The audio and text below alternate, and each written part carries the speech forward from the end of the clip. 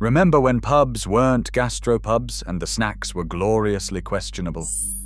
Today we're diving into 25 old pub snacks only true Brits will remember, from pickled eggs to tooth-shattering pork scratchings. Grab a pint and let's jump in. Number 25. Jellied eels. Few pub snacks divide the British public quite like jellied eels, a slippery, shimmering delicacy once synonymous with East London drinking culture. Cheap, plentiful, and nutritious, eels were the working man's protein long before fish and chips dominated menus. The preparation was equal parts practical and macabre. Chopped eel pieces were simmered with vinegar and spices until their natural gelatin formed a cold, wobbly jelly around each chunk. Loved by some, feared by many, their texture and appearance became a rite of passage for any aspiring cockney.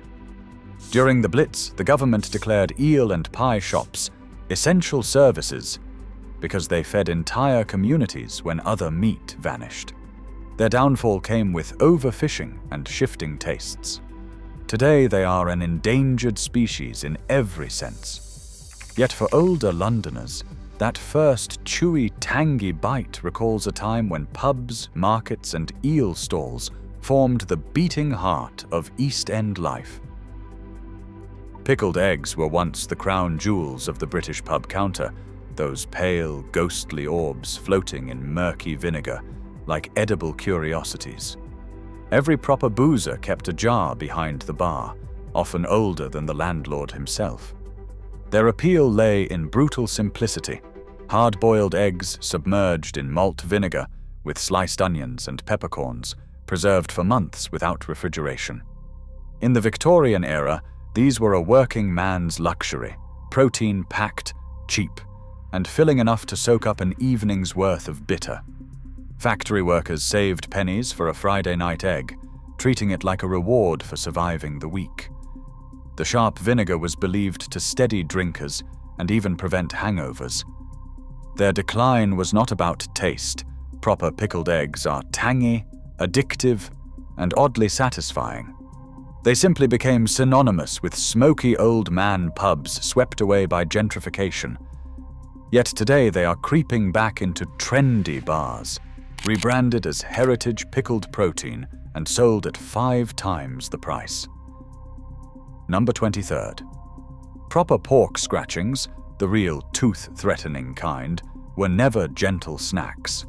They were trials of strength disguised as bar food, legendary for cracking fillings and testing courage.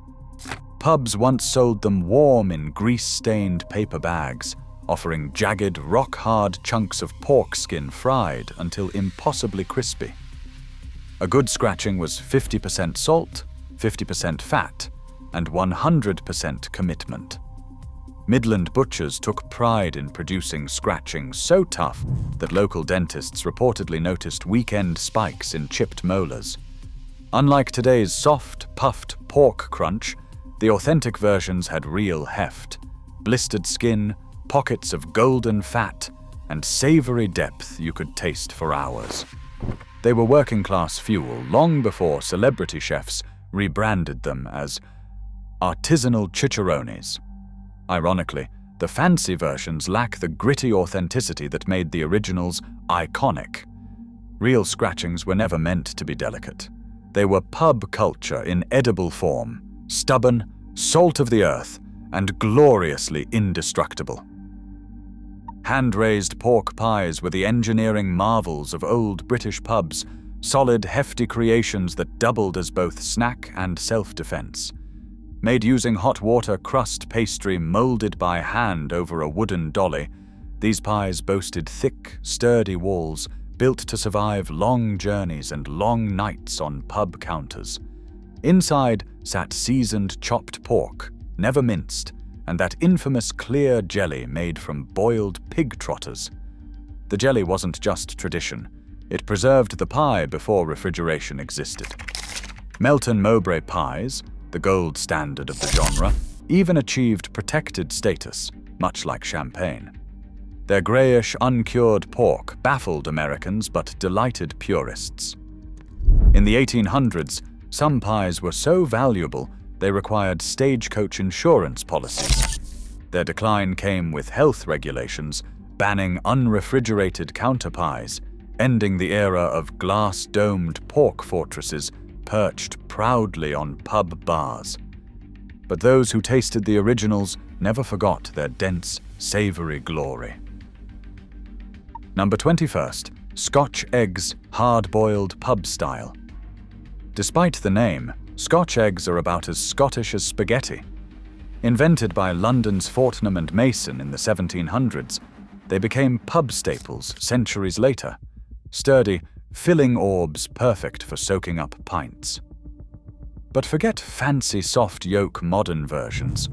Old pub Scotch eggs were hard-boiled through and through, encased in thick sausage meat and crisp breadcrumbs. Their texture ranged from firm to cricket ball, depending on how long they had sat in the display case. After a few pints, though, they became irresistible.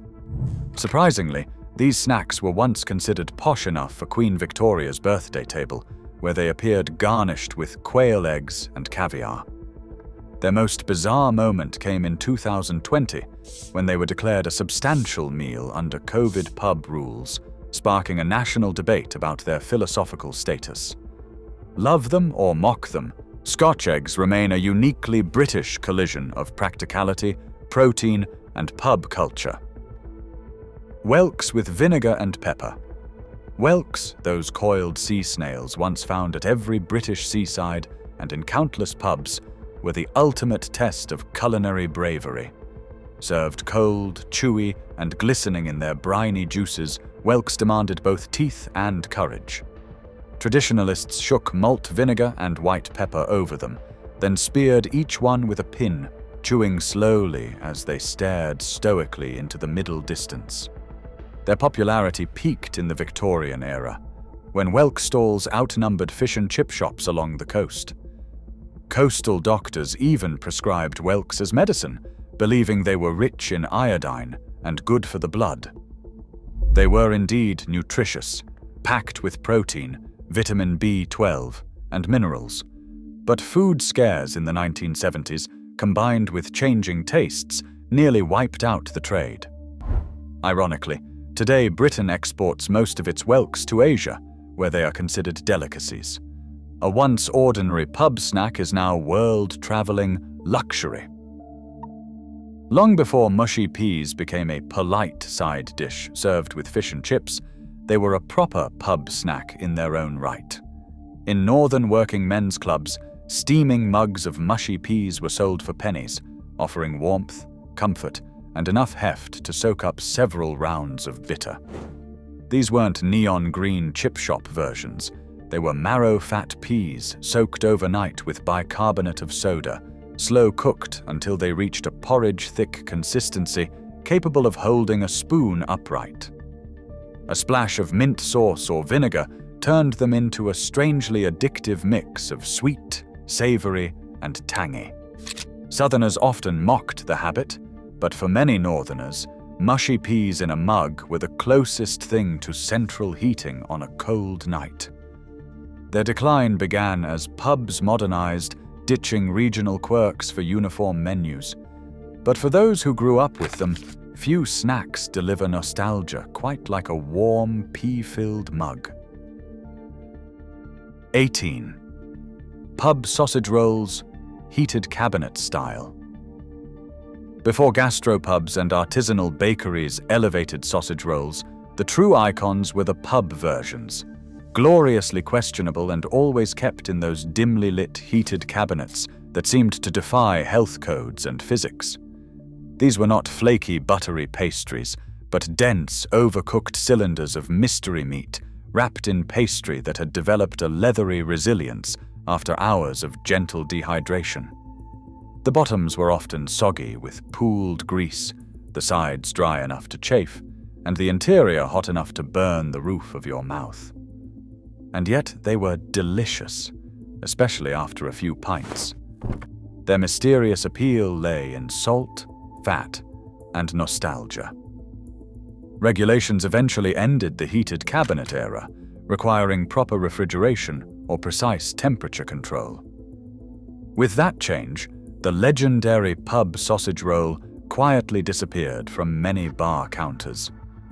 Modern versions may be safer, tastier, and prettier, but they lack the dangerous charm of their predecessors, which somehow tasted better the longer they were left out. 17. The Plowman's Lunch, original 1960s version. The Plowman's Lunch feels ancient, but it's actually one of Britain's greatest marketing inventions.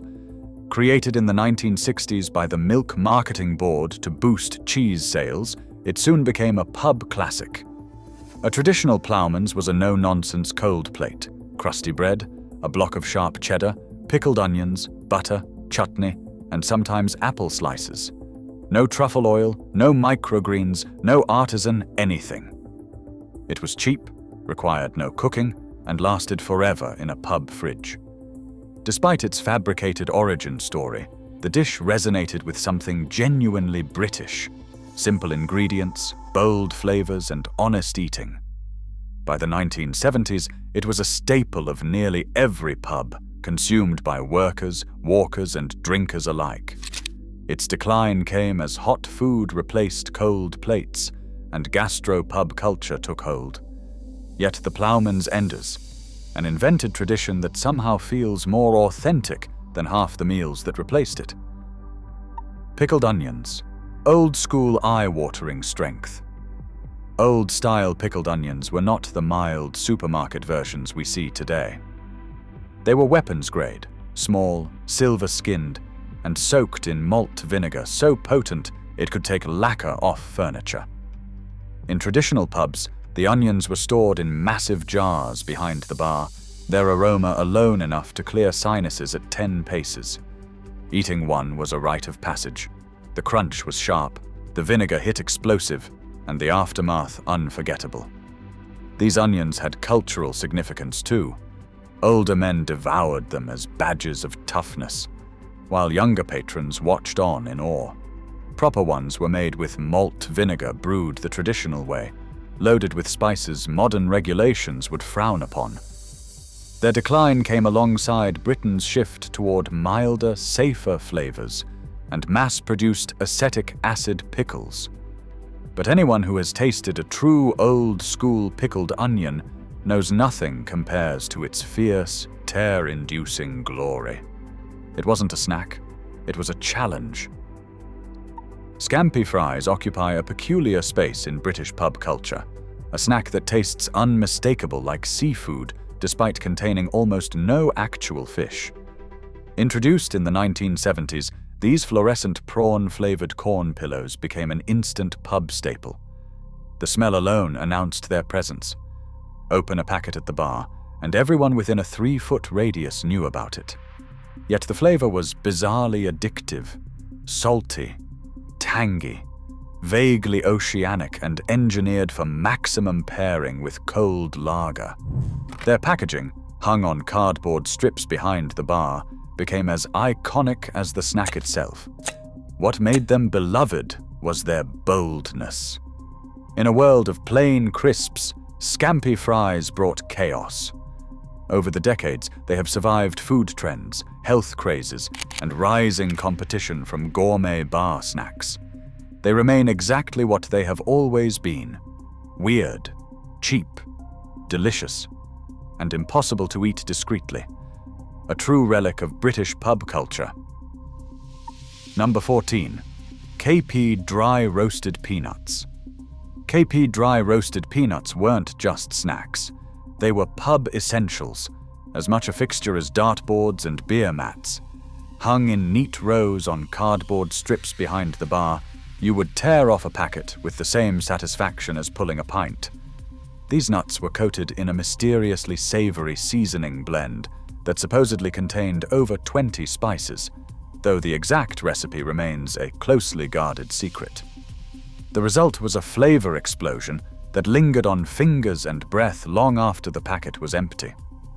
Dry roasted nuts defined the social hierarchy of pub snacking. Salted were for traditionalists, honey roasted for the eccentric, but dry roasted were for the proper regulars. Their decline began only when pubs shifted to premium gastropub nuts, offering chili cashews and wasabi peas. Yet for many Brits, nothing beats that first crunchy, salty hit of KP's iconic coating. They taste like childhood, like weekends, like pubs before they went posh. 13. Frazzles. Frazzles are one of Britain's greatest culinary illusions, vegetarian bacon that tastes more like bacon than actual bacon. Created in the 1970s, these striped corn snacks achieved the impossible, capturing the smoky, salty, fatty essence of fried bacon using nothing but artificial flavorings and sheer snack alchemy. Their iconic shape, thin rectangular strips mimicking streaky bacon, made them instantly recognizable on pub counters. The smell was unmistakable. Open a packet and its fake but perfect bacon aroma filled the room. Frazzles were crisp, light, and addictive, dissolving on the tongue but leaving behind a satisfying hit of umami. While the snack world moved toward real ingredients, Frazzles doubled down on being proudly artificial. And that is part of their charm. They taste exactly like childhood and cheap pints, not artisan nonsense. In a world obsessed with authenticity, Frazzles remain glorious frauds, proving sometimes the imitation is better than the real thing. Twiglets are the Marmite of the pub snack world, literally. Coated in a yeast extract seasoning that delivers an intense, salty, tangy, umami punch, they have been dividing British palates since 1929. Some describe them as sophisticated and grown up, others as charred twigs dipped in Marmite. Their crunchy whole wheat texture is unlike any other snack, dense, brittle, and unapologetically healthy tasting compared to crisp cousins. In pubs, Twiglets were often the last snack left in a variety pack, waiting patiently for the one brave soul who appreciated their complexity. Yet they also had a devoted fan base who sought them out specifically, claiming they paired perfectly with bitter ale. Through wars, recessions, and changing snack trends, Twiglets have remained almost unchanged, a testament to Britain's love for foods that challenge as much as they comfort. They are divisive, iconic, and unmistakably British. Pub snacks with a personality as strong as their flavor. Pork brawn, sometimes called head cheese, was once a common sight on old pub counters, glistening beneath glass domes alongside pork pies and pickled onions. Made from slow-boiled pig's head, trotters, and assorted offcuts, it was pressed into a jelly-like terrine that set firm and sliced beautifully. To modernize, it can look intimidating, marbled layers of meat suspended in natural gelatin. But for older generations, brawn was inexpensive protein and a beloved cold snack. Landlords sliced it thick, served it with mustard or pickles, and paired it with bread or a pint of mild. Its texture, somewhere between pate and firm ham, was surprisingly satisfying, and the flavor mild, savory, and comforting. Brawn faded from pubs as refrigeration rules tightened and diners became squeamish about nose-to-tail eating. Today it survives mostly in rural butchers and Eastern European delis, but once it was as common as crisps, an unpretentious treat for true British pub regulars. Number 10. Bread and dripping rounds. Before crisps, before peanuts, before sausage rolls, northern pubs often offered bread and dripping rounds. Free. A thick slice of crusty bread slathered with cooled beef dripping, often topped with the prized jelly layer from the roasting pan. It was rich, salty, and surprisingly luxurious for something born of hardship cooking. Landlords set out plates at the bar, especially on Sunday lunchtimes when dripping from the weekly roast was plentiful. For working-class drinkers, this was a small blessing. Fat for warmth, carbs for energy, food to line the stomach before a night of bitter. The flavor was pure nostalgia, beefy, savory, simple. and everyone had their method. Some added salt, some pepper, some even brown sauce. The tradition faded by the 1970s as health trends demonized saturated fat and regulations discouraged communal unrefrigerated food. But ask any northerner over 60 and their eyes will glaze with fond memory. They will tell you nothing tasted quite like it. If this trip down pub snack memory lane is hitting the spot, tap like and subscribe. Plenty more forgotten favorites coming up. Number 9. Cheese and onion cobs. In the Midlands, long before pubs offered fancy sandwiches or deli boards, the ultimate bar snack was the cheese and onion cob. A soft, flour-dusted bread roll called the cob, split open and stuffed with thick slabs of cheddar and sharp raw onion. No butter, no garnish, no frills, just pure, tear-inducing simplicity. It paired perfectly with a pint of mild or bitter, cutting through the beer with tangy crunch. Landlords often kept a stack behind the bar, wrapped in cling film or paper, ready to hand to regulars who wanted something filling but cheap. The onions were sometimes so strong they could clear space around the bar, and the cheese so crumbly it fell out with each bite. That was the charm. This was honest, working-class pub fuel, built for utility, not finesse. As crisps rose to dominance, cobs dwindled. Still, in certain Midlands villages, you can find them holding their ground like culinary fossils. Number 8. Salted ox tongue slices. Surprisingly common behind pub counters until the 1980s, salted ox tongue was a delicacy born from necessity. It sounds daring today, but older Brits grew up seeing neat pink slices laid out beside ham, brawn and pork pies. Tongue was cheap for butchers, delicious when cured properly, and sliced beautifully thin. Its flavor was mild, beefy, and more tender than most cold cuts. Pubs served it with mustard, pickled onions, or simply on bread. It was especially popular in industrial towns where cold meats were standard lunchtime fare. The decline of ox tongue came with changing perceptions. Modern diners grew squeamish, supermarkets stopped stocking it, and pubs shifted toward universally safe snacks like crisps. But for those who remember it, ox tongue represents an era when pubs sold real food, prepared by real butchers and eaten with zero pretension. It was the kind of snack your granddad ordered without blinking and enjoyed every bite. 7. Crayfish tails in brine. Along coastal Britain, some pubs once sold crayfish tails in brine, just as inland pubs sold pickled eggs. Kept in jars behind the counter, these small pink tails floated in salty, vinegary liquor and were served with a cocktail stick or straight from the jar. Their flavor was unexpectedly sweet and delicate, something between prawns and lobster with the salty bite of brine. Fishermen loved them, and holidaymakers treated them as seaside curiosities.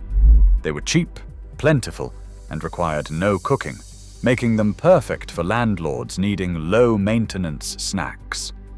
But as British waters emptied and fishing regulations tightened, crayfish became too expensive to sell as casual bar bites.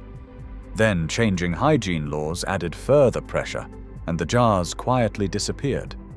Today, crayfish survive mostly in fancy salads and supermarket packs, but once they were a quirky, salty treat washed down with lager on windy coastal afternoons. Potted beef and potted shrimps on toast. Potted meats were once a staple of old pubs, rich, savory spreads served on warm toast. Potted beef was made from slow-cooked shredded beef mixed with butter, pepper, and spices, then set under a layer of clarified fat to preserve it. Potted shrimps, especially from Lancashire and Morecambe Bay, were a northern delicacy. Tiny brown shrimps cooked gently in spiced butter until they almost melted. Both spreads were intensely savory, salty, and perfect, with hot toast and a pint of stout.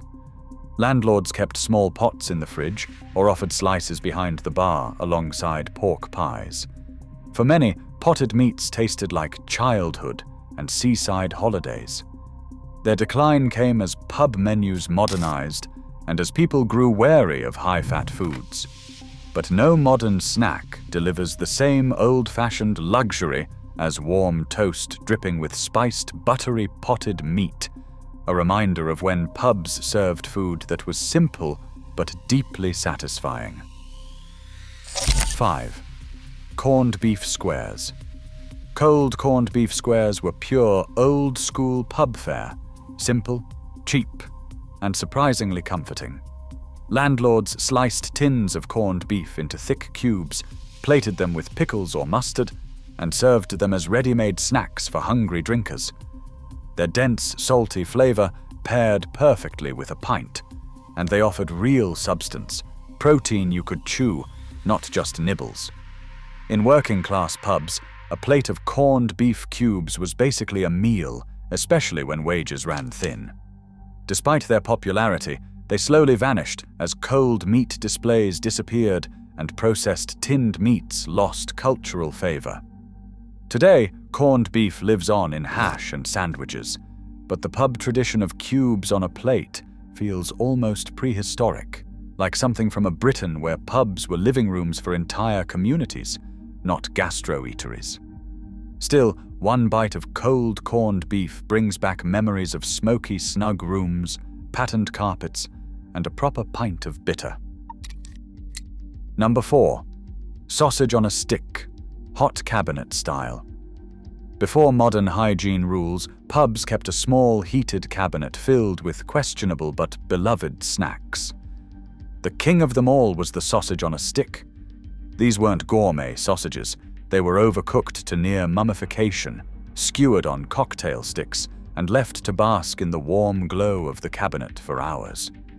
The result was a strangely delicious combination of leathery skin, a dangerously hot interior, and nostalgic flavor enhanced by thyme and heat. The best ones were brushed with mustard or brown sauce and handed over the bar like little trophies. After a few pints, they tasted miraculous. Their decline was swift once food safety laws cracked down on ambient temperature, meat displays, effectively killing the hot cabinet era. Today, sausages on sticks appear only at retro parties, but once they were a proud and slightly risky pub snack that fueled many a night out in the 1970s. 3. Saveloy and mustard bites. In East End pubs, nothing screamed proper local like bright red Saveloy bites dipped in English mustard.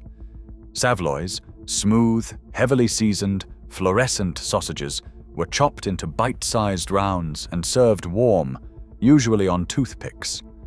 Their soft, bouncy texture and salty, spiced flavor made them dangerously addictive, especially with mustard sharp enough to make your eyes water. They were quick, cheap, and filling, the perfect companion to a pint of lager or a cheeky gin.